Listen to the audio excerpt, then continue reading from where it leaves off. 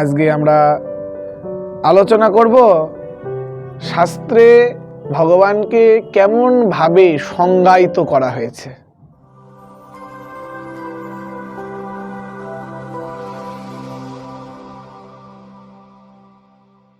হরে কৃষ্ণ। সুধী সজ্জন ভক্তবৃন্দ, আপনারা সবাই ভালো আছেন? আপনাদের সকলের চরণে আমার ভক্তিপূর্ণ সশ্রদ্ধ প্রণাম। গুরু গৌরাঙ্গের জয় হোক, শ্রীল প্রভুপাদের জয় হোক। আমরা যে ধারাবাহিকভাবে এই অনলাইনের মাধ্যমে গীতা সার তত্ত্ব পড়ছিলাম, আজকে আমরা আলোচনা করব শাস্ত্রে ভগবানকে কেমন ভাবে সংজ্ঞায়িত করা হয়েছে। আমরা পূর্ব ভিডিওতে, পূর্ব আলোচনার ক্লাসে আমরা আলোচনা করেছিলাম যে ভগবানের সংজ্ঞা কি? তিনি হচ্ছেন সর্ব ঐশ্বর্যের মালিক। তার মধ্যে সমগ্র ঐশ্বর্য, সমগ্র বীর্য, সমগ্র শ্রী, সমগ্র জ্ঞান, সমগ্র যশ আর সমগ্র বৈরাগ্য পূর্ণরূপে বিদ্যমান, তাই তিনি ভগবান। আর এগুলো যার মধ্যে অল্প একটু থাকে তিনি সবাইকে আকর্ষণ করে। যেহেতু ভগবানের মধ্যে এটা পূর্ণরূপে বিদ্যমান, তাই ভগবান হচ্ছেন পূর্ণ আকর্ষক বা সর্বাকর্ষক। আর এই সর্বাকর্ষক হচ্ছেন কে? লীলা পুরুষোত্তম ভগবান শ্রীকৃষ্ণ। তো শাস্ত্রে বলা হচ্ছে, শ্রীমদ্ ভাগবত অনুসারে ভগবান এই জগতে তিনটি রূপে বিরাজমান। প্রথমটি কি? শাস্ত্র শ্লোকটা ছিল ব্রহ্মেতি পরমাত্মেতি ভগবানীতি শব্দতে। যে যা অদ্বয় জ্ঞান, এক ও অদ্বিতীয় বস্তু, জ্ঞানীগণ তাকে পরম তত্ত্ব বলে। এটা হচ্ছে ভগবান। সেই তত্ত্ববস্তু ব্রহ্ম, পরমাত্মা, ভগবান, এই ত্রিবিধ সংজ্ঞায় সঙ্গীত বা কথিত হন। ব্রহ্ম কি বলতো? ব্রহ্ম হচ্ছে নির্বিশেষ ব্রহ্মজ্যোতি।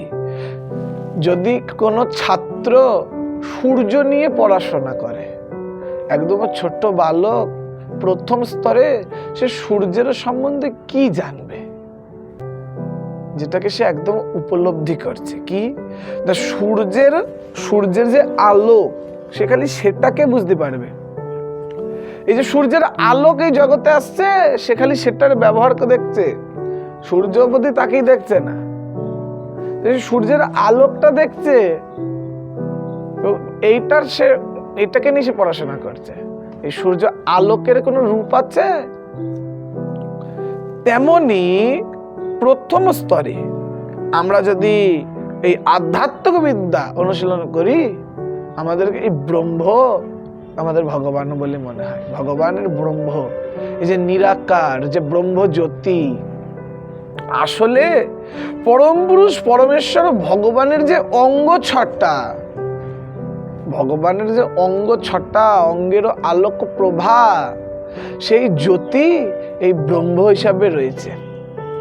আর এই ব্রহ্মজ্যোতিকে ব্রহ্মবাদীরা ভগবানও মনে করে। যাই হোক, এই অঙ্গ ছটা যে কোটি কোটি ব্রহ্মাণ্ডে অশেষ বাসুদেবাদি, বসুধাদি, অশেষ বসুধাদি ঐশ্বর্য দ্বারা পৃথককৃত নিষ্কল অনন্ত অশেষ ভূত ব্রহ্ম, যার অঙ্গ প্রভা থেকে উৎপন্ন হয়েছে। তো এটা কোথায় আছে? এটা ব্রহ্ম সংহিতাতে আছে। ব্রহ্মদেব বলছে, সেই আদি পুরুষ গোবিন্দকে আমি ভজনা করি।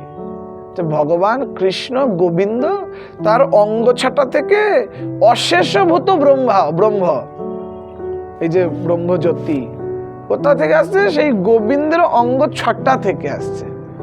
সেই গোবিন্দের আমি ভজনা করি। জ্ঞানীরা ভগবানের এই সর্বব্যাপী নির্বিশেষ ব্রহ্মরূপের উপলব্ধি লাভ করে থাকে।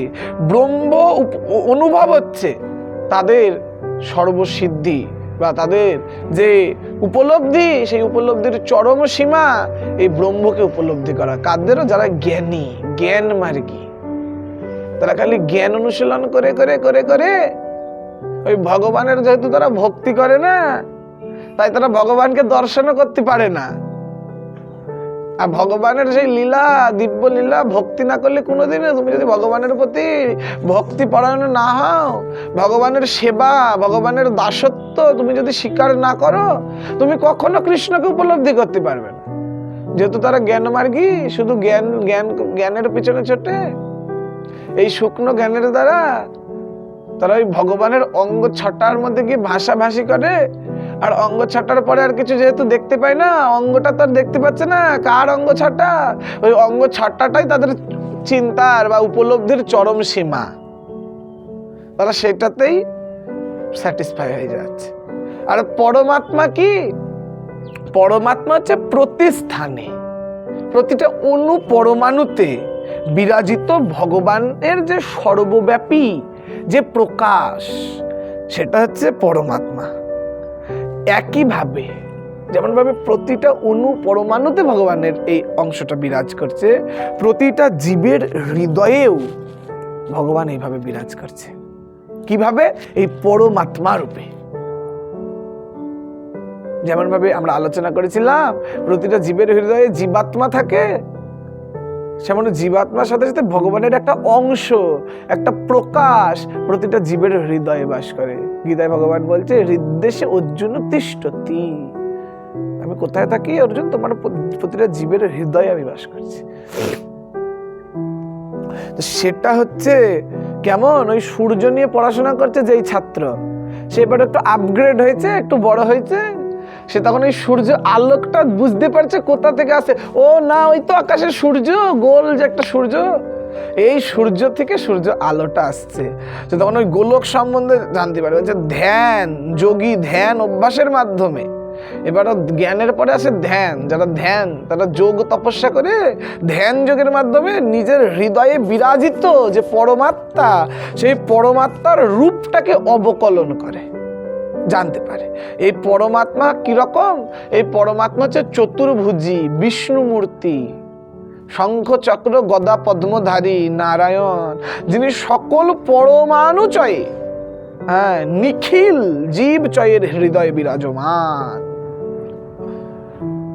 পরমাণু বুঝতে পারলাম যে কি পরমাণু স্বয়ং ভগবানের একটা প্রকাশ। তার রূপটা কেমন? চতুর্ভুজী নারায়ণ বিষ্ণু মূর্তি রূপে। শুধুমাত্র প্রতিটা পরমাণু অণুতে বিরাজ যেমন করছে তাই নয়, প্রতিটা জীবের হৃদয়ে বিরাজ করছে। যারা ধ্যান যোগী, তাদের প্রতিটা ইন্দ্রিয়ের বিষয়গুলি, পঞ্চ ইন্দ্রিয়ের যে পাঁচটি বিষয়, শব্দ স্পর্শ রূপ রস গন্ধ, এইগুলোকে প্রত্যাহার করে প্রাণায়ামের মাধ্যমে শরীরের বায়ুগুলোকে কন্ট্রোল করে, নিয়ম করে ধ্যান যোগের মাধ্যমে হৃদয়ে বিরাজিত সেই পরমাত্মা বিষ্ণুমূর্তি নারায়ণকে অবকলন করতে পারে। এটা হচ্ছে ধ্যান যোগীদের। আর ভগবান হচ্ছেন কি জানো? ব্রহ্ম গেল, পরমাত্মা গেল, আর শেষ কি? ভগবান। ব্রহ্মতি পরমাত্মেতি ভগবানীতি শব্দতে। ভগবান তিনি হচ্ছেন পরম তত্ত্বের যে চরম উপলব্ধি। এই যে পরম তত্ত্ব ত্রিবিধ সংজ্ঞায় সঙ্গীত হচ্ছে ব্রহ্ম, তারপরে পরমাত্মা, আর শেষ হচ্ছে ভগবান। এই যে পরম তত্ত্বের সর্বশ্রেষ্ঠ উপলব্ধি বা চরম উপলব্ধি, এরপরে আর কিছু জানার থাকে না, সেটা হচ্ছে ভগবান। এবং চিন্ময় তত্ত্বের পরম সারাতিসার যে ছাত্র এবার সূর্য মণ্ডলে প্রবেশ করে, ওই যে সূর্য নিজে পড়াশোনা করছে, এবার সে অনেক বড় হয়ে গেছে, সূর্য মণ্ডলে প্রবেশ করে সে সবকিছু দর্শন লাভ করছে যে আসলে এই সূর্য দেবতা রয়েছে, তিনি তার 5টা শ্বেত অশ্বচালিত রথের দ্বারা প্রতিদিন উদ্দিত হচ্ছে, তো সূর্য উঠছে আকাশে, তো সেইভাবে সে সূর্য দেবকে দর্শন করতে পারে, যেটা হচ্ছে পরম সত্য বা পরম তত্ত্বের সবিশেষ যে বিশেষ, তার নিজের আকার, সবিশেষ মানে তার নিজের যে রূপ, সেই রূপের দর্শন লাভ করা। এই যে পরম তত্ত্ব, ভগবান, ব্রহ্ম, পরমাত্মা, এগুলো সব ভগবানের প্রকাশ। কোনোটা ভগবানের অঙ্গ ছাটা, তো কোনোটা ভগবানের অংশ। আর তার নিজের যে একটা সাকার সবিশেষ, তার নিজের যে বিশেষ নিজের রূপ, সেইটাকে দর্শনে লাভ করা হচ্ছে ভগবানকে দর্শন করা। ভগবান হচ্ছেন পরম মহিমাময়, পরম সৌন্দর্যশালী, ললিত। তার রূপেরও বর্ণনা দেওয়া হচ্ছে, যেমন ব্রহ্মেরও বর্ণনা দেওয়া হয়েছে কি ভগবানের অঙ্গ 6টা ব্রহ্ম। পরমাত্মা কি ভগবানের প্রকাশ, যেটা বিষ্ণুমূর্তি, চতুর্ভুজী, শঙ্খ চক্র গদা পদ্মধারী নারায়ণ রূপে বিরাজমান। আর ভগবান কেমন? তিনি হচ্ছে পূর্ণ সৌন্দর্যশালী, তার মধ্যে কোনো সৌন্দর্যের একটি চিটে ফোঁটা বাদ নেই। ভগবান হচ্ছেন ত্রিভঙ্গ, সচ্চিদ আনন্দ বিগ্রহ। এই সৎ মানে কি, যার রূপটা হচ্ছে নিত্য, মানে এই রূপটা এমন না আগে একরকম ছিল এখন একরকম আছে। আগে মানে কত আগে কেউ জানে না, এমনকি ব্রহ্মা শিব জানে না। কেন জানে না? কেননা সে ব্রহ্মা শিব তারাও তার কাছ থেকে এসছে, তো তাই তার উৎস কেউ জানে না। তা সে সেই অনাদি থেকে যেমন তার রূপটা, অনিত্যকাল পর্যন্ত তার রূপটা সেমনই, কোনো পরিবর্তন নেই। আমাদের তো পরিবর্তন হচ্ছে ভঙ্গুর শরীর, ভগবানের শরীরটা সৎ। আর চিত মানে কি পূর্ণ জ্ঞানময়, তিনি সবকিছু সম্বন্ধে জানেন, বিভূত, সর্বত্র বিরাজমান তো পরমাত্মা রূপে, তাই তার মধ্যে সব জ্ঞান রয়েছে। তিনি হচ্ছেন চিত্তায়। আর কি, আর হচ্ছে আনন্দময়, তিনি খালি শুধু আনন্দ প্রদান করেন। তার কি রকমের রূপ? তিনি দ্বিভুজ, মানে দুটো বাহু বিশিষ্ট শ্রীকৃষ্ণ পরম তত্ত্বের এই যে ভগবত রূপ বা ভগবান রূপের উপলব্ধির মধ্যে ভগবানের ব্রহ্ম পরমাত্মা বিভাব এর উপলব্ধি নিহিত রয়েছে। ঠিক যদি আমরা ওই সূর্য দেবকে মুখোমুখি দর্শন করি, তাহলে আমি তখন জানতে পারি যে এই সূর্যদেব, সূর্য আলোক প্রদান করছে, এই সূর্যদেব সূর্য রূপে এই জগতে উদিত হচ্ছে, একে দেখলে সব দেখা হয়ে যাবে। তার মানে ভগবান শ্রীকৃষ্ণের এই যে দ্বিভুজ শ্যামসুন্দর রূপ, এর মধ্যে ব্রহ্ম ও পরমাত্মা দোনো নিহিত রয়েছে। আলাদা করে ভগবানকে দেখতে পাওয়ার পরে আর অন্য কিছুর আশা করা উচিত না, কারণ তিনি হচ্ছেন পরম তত্ত্বের চরম উপলব্ধি। যাই হোক, সমস্ত জায়গায়, সমস্ত শাস্ত্রে ভগবানের এই রূপেরও মহিমা রয়েছে। ব্রহ্মসংহিতায় বলা হয়েছে এই যে কৃষ্ণ যে পরমেশ্বর, এটাকে আমাদের মনে করা কথা না, না, এটা শাস্ত্রেরও সার। ব্রহ্মসংহিতা বলছে পরমেশ্বর কে, মানে সকল ঈশ্বরের ঈশ্বর, মানে সকল ঈশ্বর যেখান থেকে আসছে, ঈশ্বর পরম কৃষ্ণ, কৃষ্ণ হচ্ছে পরমেশ্বর, সচ্চিদানন্দ বিগ্রহ, অনাদির আদি গোবিন্দ, সর্বকারণ কারণম। পরমেশ্বর হচ্ছে না কৃষ্ণ, তার ওই যে রূপটা সচ্চিদ আনন্দময়, বললাম যে সচ্চিদ আনন্দময়। আর তিনি হচ্ছেন অনাদির আদি, সব কিছুর আদি, তারও আদি ভগবান। সব দেবদেবী, সমস্ত ত্রিবিষ্ণু, এই ত্রিদেব, ব্রহ্মা বিষ্ণু মহেশ্বর আদি সবাই ভগবানের কাছ থেকে এসছে। শ্রীমদ্ ভাগবত গীতায় ভগবান তাই বলছে, মত্ত সর্বং প্রপদ্যতে, আমার কাছ থেকে সবাই প্রবর্তিত হয়েছে। পাচ্ছেন? এটা আমাদের আচার্যগণ গান গেয়েছে, তুমি সর্বেশ্বরেশ্বর ব্রজেন্দ্র কুমার, তোমার ইচ্ছাই বিশ্বে সৃজন সংহার, তব ইচ্ছা মতে ব্রহ্মা করেন সৃজন, তব ইচ্ছা মতে বিষ্ণু করেন পালন, তব ইচ্ছা মতে শিব করেন সংহার, তব ইচ্ছা মতে মায়া সৃজে কারাগার। যে কিছু যে যা কিছু করছে, আমরা সবাই সবকিছুর অধীশ্বর, কিন্তু এই অধীশ্বরেরা কাজ যে করছে, তাদেরও দায়িত্ব পালন করছে কারও অধীনস্থ হয়ে না, ভগবানের অধীনস্থ হয়ে। এটা সবাই মানতে পারে না, এটা সবাই মানতে পারে না। চৈতন্য চৈতামৃতে বলছে একেলা ঈশ্বর কৃষ্ণ আর সব ভৃত্য, এটা সবাই মানতে পারে না, কিন্তু এটাই শাস্ত্রের সার। শাস্ত্রে বলা হচ্ছে যে কৃষ্ণ তিনি হচ্ছেন চিন্ময়, তিনি হচ্ছেন পরম পুরুষ, পুরুষোত্তম, তার কাছ থেকে সবকিছু প্রবর্তিত হয়েছে। শ্রীমদ্ ভাগবত আদি, বেদ আদি সবকিছুতে এটাই ঘোষিত হয়েছে। বলছে ব্রহ্ম সংহিতা বলছে, দোলিত চন্দ্রক শোভিত বনমালা যার গলদেশে, বংশী রত্নাঙ্গদ যার করদয়ে, যিনি সর্বদা প্রণয়কে লিবিলাস যুক্ত, ললিত ত্রিভঙ্গ শ্যামসুন্দর রূপী যার নিত্য প্রকাশ।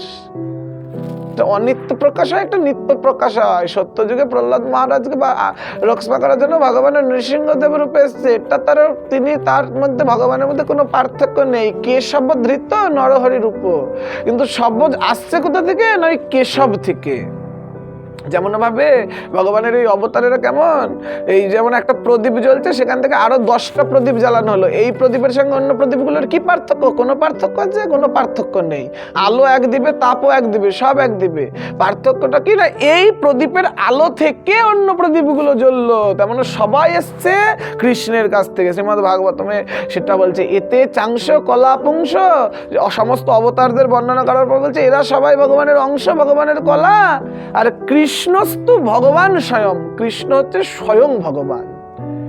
এটা জেনে গেলে আর অন্য কিছু জানার থাকে না।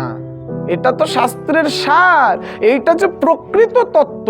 এটা যদি আমরা উপলব্ধি করতে পারি, তাহলে আমাদের আর অন্য কিছু জানার থাকে না। এই যে আনন্দ সাগর ভগবান, পূর্ণ আনন্দময়, এটা জানতে গেলে দুঃখ হবে না কষ্ট হবে? না, শুধু তুমি আনন্দ পাবে। তার জন্য তোমাকে এর ভিতরে প্রবেশ করা লাগবে। বাইরে থেকে খালি আমরা যদি বিচার করি, কখনো এটা বুঝতে পারবো না। শিল প্রভুপাদ বলছে যে এই যে ভক্তি বা কৃষ্ণ কথা, এটা মধুর মতো, যে কাঁচের বোতলে আটক আছে। আমরা যদি বাইরে থেকে বোতলটিকে খালি বিচার করি, মানে লেহন করি, কখনো এর মিষ্টতা, এর স্বাদ পাবো? এই বোতল খুলে তাতে যদি প্রবেশ করি, সেই মধুর রস আস্বাদন করি, তবে আমরা এই ভক্তি কৃষ্ণর যে আনন্দময় যে প্রতিফলন, সেটা আমরা আমাদের জীবনে উপলব্ধি করতে পারবো। তা আমাদের জানার বস্তু এটাই যে পরমেশ্বর হচ্ছে ভগবান শ্রীকৃষ্ণ। ভগবান বলতে শ্রীকৃষ্ণ। শ্রীকৃষ্ণ যখন অর্জুনকে বিশ্বরূপ দেখিয়েছে, সেই রূপের মধ্যে কি দেখায়নি? ভগবানের সব কিছু দেখিয়েছে, সব দেবদেবী দেখিয়েছে, সবাইকে দেখিয়েছে। কিন্তু যখন পুনরায় তিনি দ্বিভুজ শ্যামসুন্দর রূপে অর্জুনের সামনে প্রকট হলো, অর্জুনকে বলছে, হে অর্জুন, এগুলো সবাই খুব সহজে দর্শন করতে পারে, কিন্তু এখনো তুমি যে রূপটা দর্শন করছো, এটা দর্শন করা সব থেকে দুর্লভ। দর্শন অত সহজে কেউ করতে পারে না।